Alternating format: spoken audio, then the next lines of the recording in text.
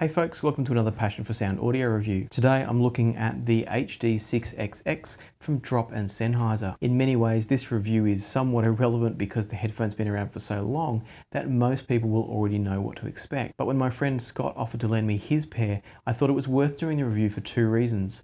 One of them is you might be looking at it brand new or second hand and you might be looking for an additional review.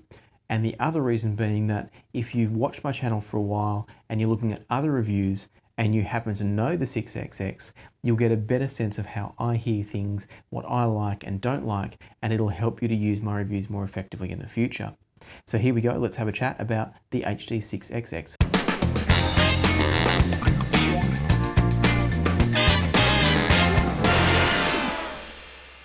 Starting off, these are a $220 US or about 310 Australian dollar headphone. So they're in the lower end of the mid-tier headphone range, and in some ways are only a small step above some of the entry-level audiophile headphones, such as the BeoLab DT880, Sennheiser's own HD5XX, and the new 560S that I haven't heard yet. So there's some pretty stiff competition, and the need to justify their higher price, given that there's some great competition for about $50 US less. Talking briefly about the design, these are a very simple headphone.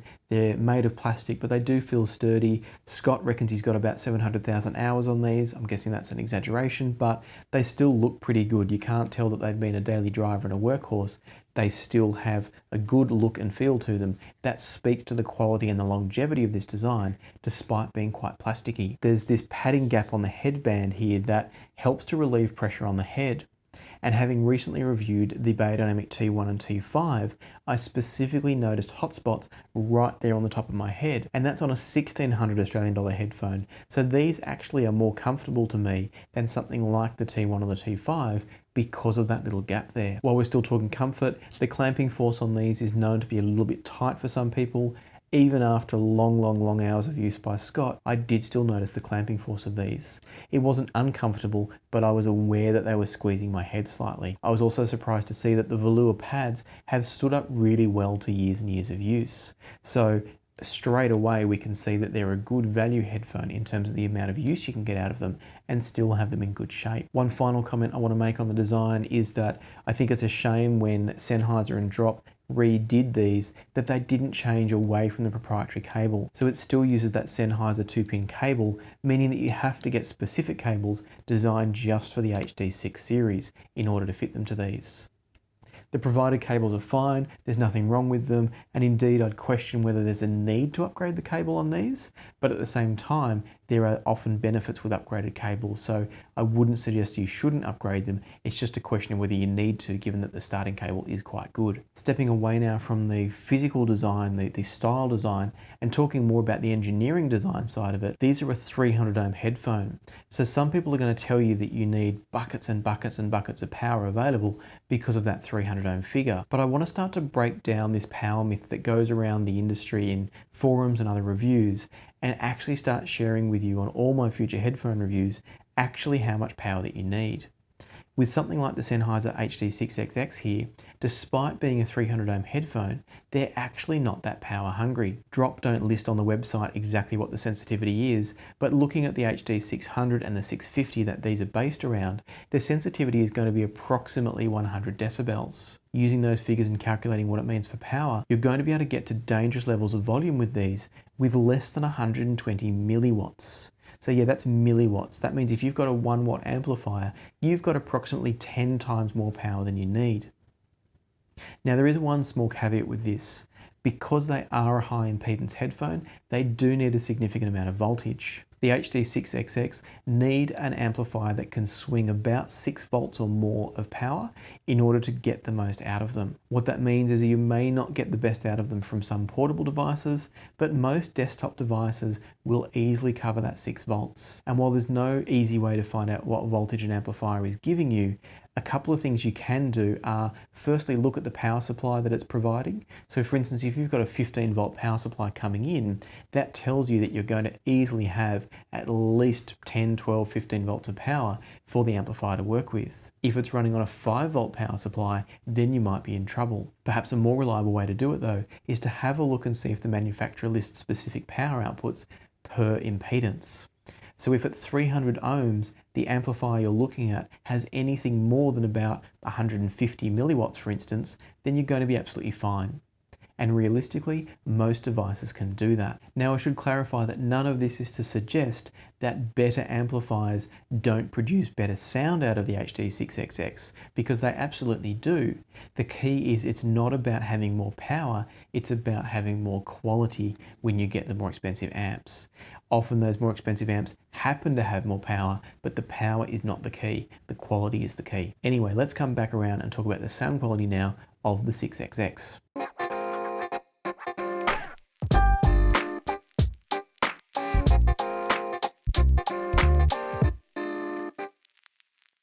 It's been many years since I owned the HD650s, and the 6XX really reminded me of what was so special about those. Not long ago, I reviewed the HD58X and was pretty underwhelmed. I actually didn't enjoy them very much until I happened to stumble across their performance on the high output mode over here, the high output impedance mode, that is, of the bottlehead mainline behind me. The 6XX, on the other hand, when fed from pretty much any amplifier, whether it was high output impedance or not, just sound great. These are still a fantastic headphone and compete easily with much more expensive headphones because Sennheiser really nailed it from the very beginning.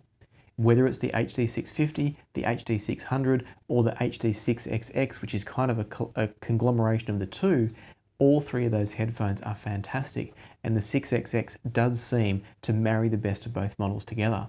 All of that, of course, is based on memory. I don't have the 650 or the 600 here, but the 6XX didn't leave me wanting anything more, which I recall the 650s sometimes did.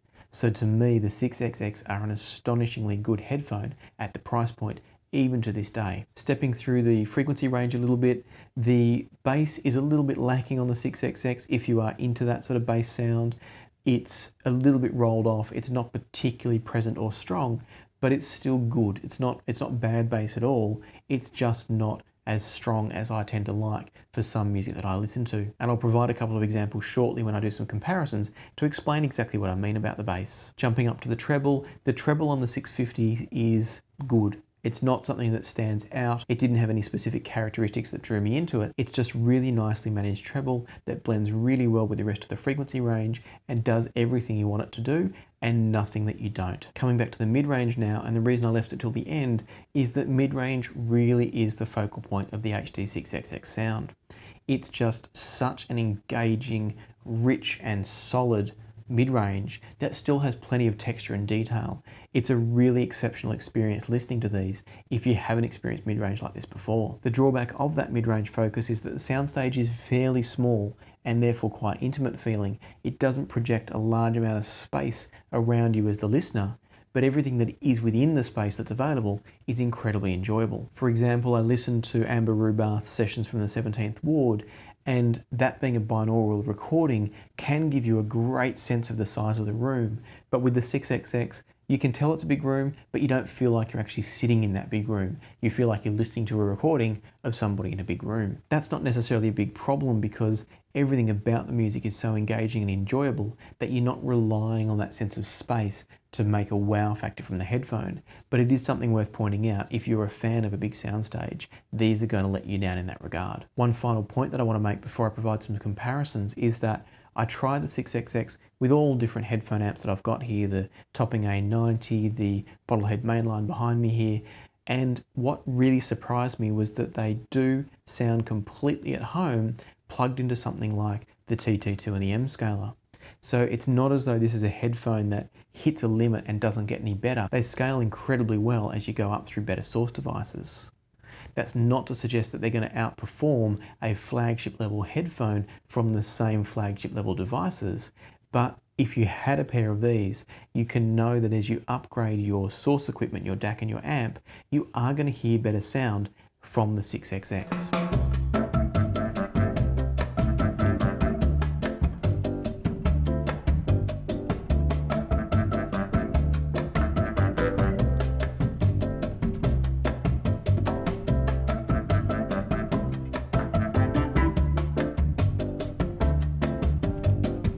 So with all that said, let's do a couple of comparisons quickly. First and foremost, the DT880 that I reviewed here. This is the black limited edition that I'm talking about, and it's a headphone that I really enjoy. I use it as kind of a daily driver when I'm doing video editing, conference calls and the like. And so I was really interested to hear whether or not I preferred the 6XX, given that I thoroughly preferred the DT880 over the 58X. What I can tell you though is that the 6XX comfortably came out on top with the DT880. Which is not to say that the DT880 suddenly becomes something I don't want anymore. They've both got different characters, but the 6XX to me is the better headphone. The specific reason I'm saying that is that the DT880 all of a sudden feels like it's lacking a bit of weight when put up against the 6XX.